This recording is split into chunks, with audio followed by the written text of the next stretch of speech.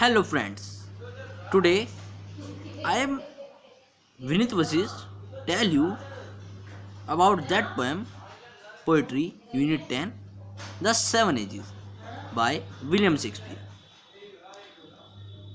Now I read the stanzas one by one and then speak their meaning. The first stanza is that all the world's stage and all the men and women manly players they have their exist and their entrances, and one man in his time plays many parts, his acts being seven ages. The meaning of this stanza is that all the world is like a stage and all the men, जो सभी man हैं और women हैं, वो only player हैं. They have their own entrances and access. वे अपने आप देयर ओवन आते हैं और जाते हैं. One man being plays many acts in his lifetime means एक ह्यूमन बीइंग बहुत सारे रोल प्ले करता है इन हिज अपनी लाइफ टाइम में. ये 7 टाइम्स में हम बताते हैं.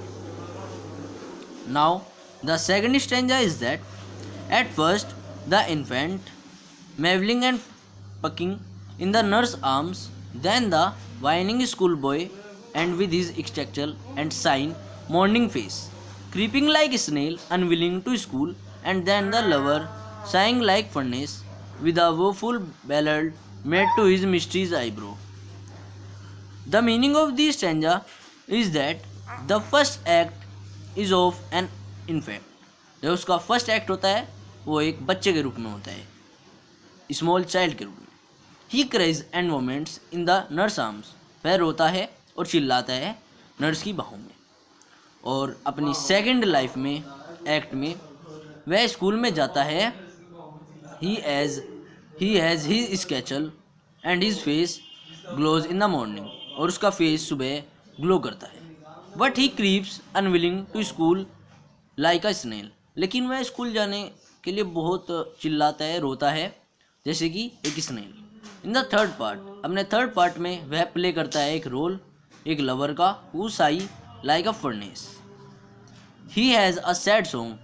वह एक सैड सॉन्ग गाता है. He it is dedicated to his mistress eyebrow. वह उसकी डेडिकेटेड मिस्ट्रीज को प्रतीत करता है. Now the third stanza is that then a soldier full of strange oaths and bearded like the part Julius in honor, sudden and quick in quarrel, seeing the bubble reputation even in the cannon mouth. The meaning of this stanza is that वो अपने fourth role में played करता है एक man का, एक solder का. उसका वह फुल ऑफ स्ट्रेंथ से भरा होता है ओथ से. He is dressed like a leopard with his herd. वह एक ड्रेस पहनता है like a leopard with his bearded में. He is very jealous as far as honour is concerned. वह बहुत ही जेलस होता है और एज वेल एज होनर होता है. He picks up quarrel and cooking quickly. वह पिक्स करता है quarrel and quickly. In a way he is after a temporary fame. He is not even afraid of the gun is relation to the honour. वह affair नहीं कर पाता of gun के साथ in relation to the honour.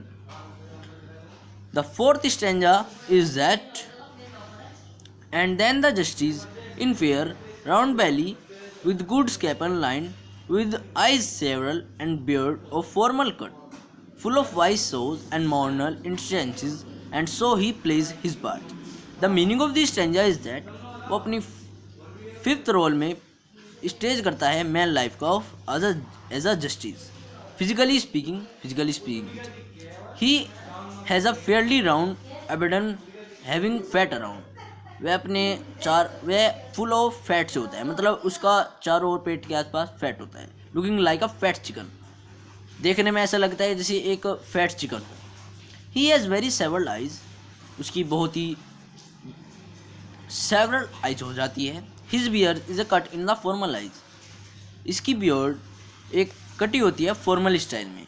He has many wise sayings and modern examples. इसके पास बहुत सारे wise sayings होते हैं इन मॉडर्न एग्जाम्पल में। In these he way his plays his parts on the stage, वह अपने इस वे में प्ले करता है part on this stage.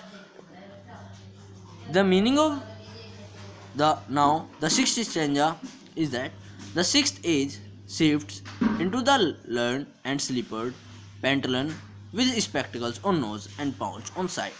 His youthful hose well saved, a world loo wide for his shrunk shank, and his big manly voice